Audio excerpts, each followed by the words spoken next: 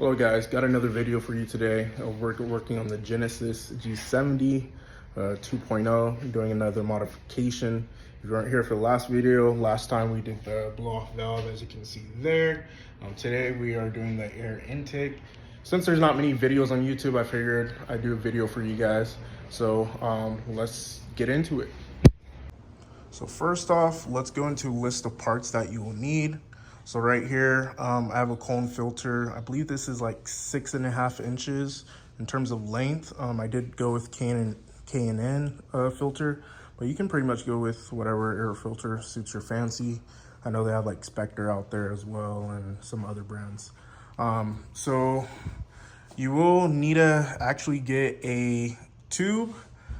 This is called a coupler. So what this is a 3.5 inch inner diameter by 3.5 inch inner diameter, and this is about like 4 inches long.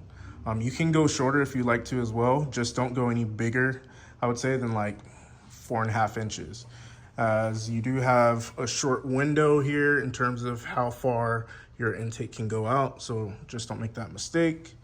So once you get these parts, you'll be set to be able to install this right here, which is your main OEM intake tubing. I'm keeping that there. Some people like to replace it.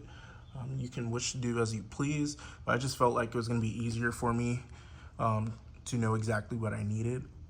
But I believe this one right here is actually from the factory, 4 inches inner diameter, and then based on the lip and all of that, so it's like about 4.5 inches outer diameter. So you don't really get those specs on the Genesis website. So for me, I ordered some tubing, didn't work, and then now I got this, and this works fine. Also, since this is 3.5 inch inner diameter, you might even be able to go up to 3.75. If anyone's tried it, let me know, but I believe you should be good with the 3.75 inner diameter as well, as long as there's not excessive an excessive lip for the outer diameter.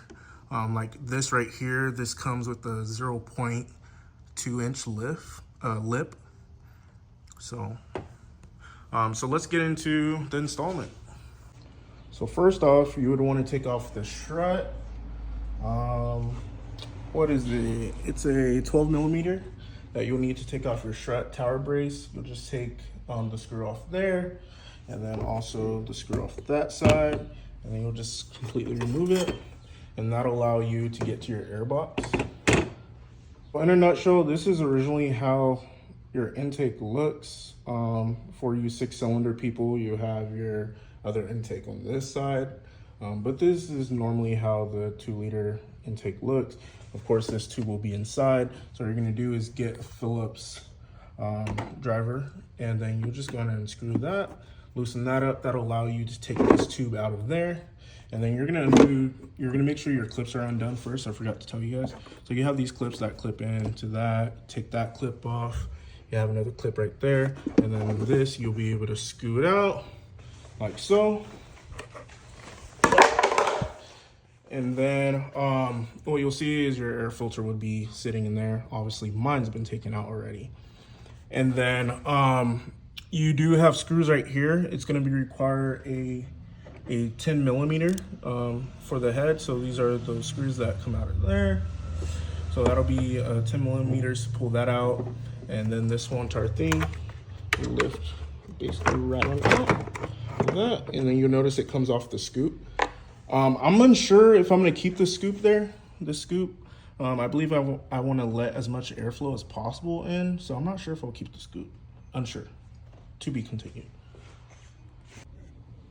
So basically, the way we're going to install this, we're just going to put this in here. I would make sure your tube is already connected once again to the tubing that you're using, like I did, or your coupler. And we are going to just push that in here. Get it nice and snug. Push as far in as you can, because the length doesn't matter of how you're gonna adjust it. All right. So I'm gonna go ahead and just lift this up and then tighten it up.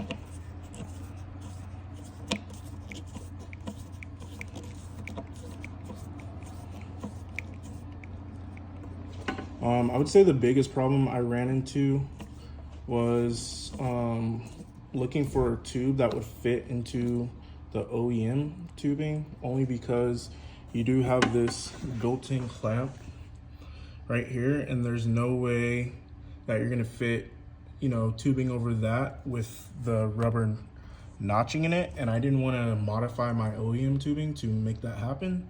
So I decided to just find a tube that could fit right in here, so we can use the existing clamp right there. All right, so let's get this nice and tight. And once that's tight, just do like a little pull test.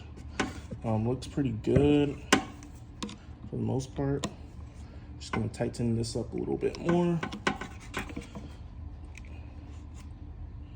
But yeah, that doesn't look like it'll come out of there. All right. So far, here's what we got. There is one more thing that I will be doing. So I will be taking this foam piece right here. I'll be using some 3M tape. I'm gonna cut it in half first off. I'll be using some 3M tape because I don't want this just hitting against the metal. So what I'll be doing is adding kind of like a fill-in, so way this intake can lift up. So there'll be a little foam padding underneath. So I'll show you guys what that'll look like. All right, y'all, so we got the 3M on there now. Now we're gonna go ahead and stick this into the engine bay so that we prevent that intake from bobbing up and down.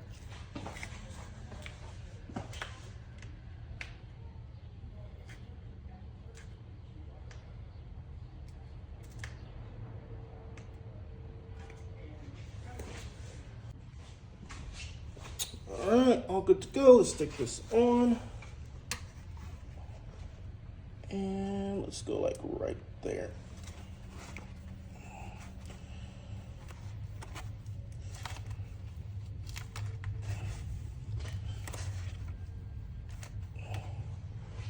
All right, and there we have it.